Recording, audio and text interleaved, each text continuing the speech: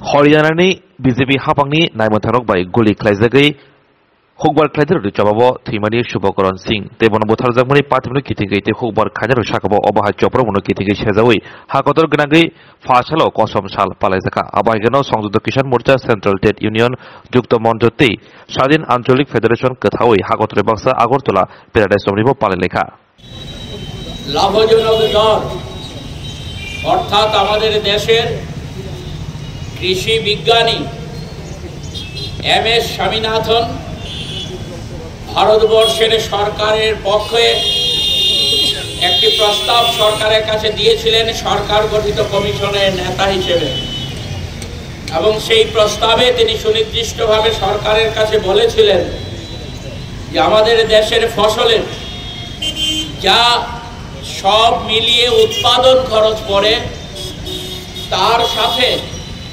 50% যোগ করে কৃষকদের ফসল সরকারের উদ্যোগে কেনা দরকার।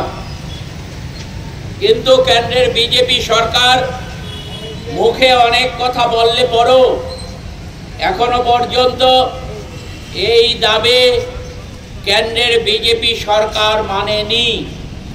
তার ফলে গত 10 বছরে 1 লক্ষের উপর কৃষক ফসলের ন্যায্য দর না পেয়ে তাদের ঋণ ফেরত দিতে না পেরে আত্মহত্যা করতে বাধ্য হয়েছেন। এরই প্রতিবাদে দেশব্যাপী লক্ষ লক্ষ কৃষক আমরা দেখেছি কোভিডের সময়টাতে 2020 সালের 26শে নভেম্বর দিল্লির প্রান্তে লক্ষ লক্ষ কৃষক এসে হাজির হন এই দাবিতে। সেদিন নরেন্দ্র মোদী সরকার 384 দিন পর 2021 সালের ডিসেম্বর মাসে কথা দিয়েছিলেন যে কৃষকরা যে দাবি নিয়ে এসছেন সেই দাবি মানা হবে। কৃষকদের পক্ষে সেদিন শ্রমজীবী মানুষ থেকে আরম্ভ করে আমাদের দেশের সমস্ত সুবুদ্ধি সম্পন্ন মানুষ এক জায়গায় দাঁড়িয়েছিলেন।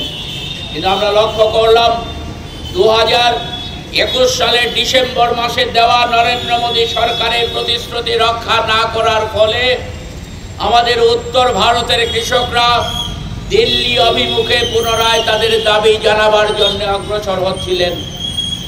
কৃষকদের দেশের যারা শত্রু তাদেরকে মোকাবেলা করার জন্য মিলিটারি যে ভূমিকা গ্রহণ করে নরেন্দ্র মোদী সরকার যারা আমাদের দেশের অন্নদাতা তাদেরকে আটকাবার জন্য রাস্তার মধ্যে এমন ব্যারিকেড তৈরি করেছে যাতে কৃষকরা কেন সরকারের পক্ষ থেকে ভাঙতে গেলে পর কয়েকদিন সময় লাগে।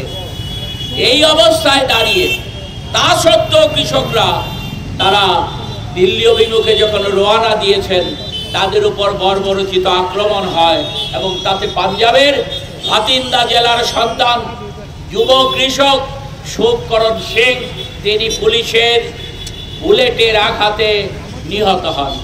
কেউ বলেন রাবারের বুলেট, আবার পাঞ্জাবের ডাক্তাররা বলছেন অরিজিনাল বুলেট তার মাথার মধ্যে ঢুকে গেছে এবং 160 জন মারাত্মকভাবে আহত হয়েছেন। তাদের কে বাঁচবেন কি জীবিত থাকবেন বলা যাচ্ছে না।